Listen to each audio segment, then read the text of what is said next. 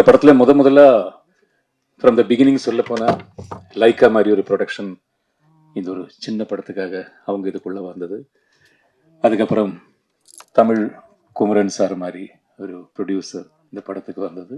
Pandiraj sir direction and everything production எல்லாமே இதுக்குள்ள வந்தது. And all the co artist Urvashi வந்தது. And Sanjana, Ananthika, Yogi Babu, Mysskin sir, Singampuli, Bucks, Sandy master, so many எல்லாருமே.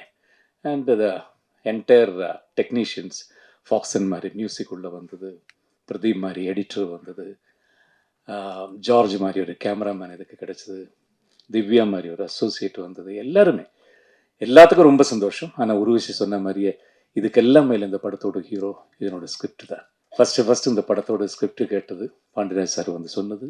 பாதி ஸ்கிரிப்ட் வாசிட்டு இருக்கும்போது நான் கேட்டது, உருவசி மாப்பிட்ட கேட்பீங்களா, ஆல்ரெடி உருவசிட்ட பேசியாச்சு சொன்னது.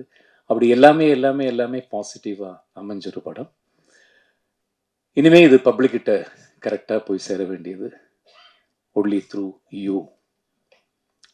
Please, thank you so much.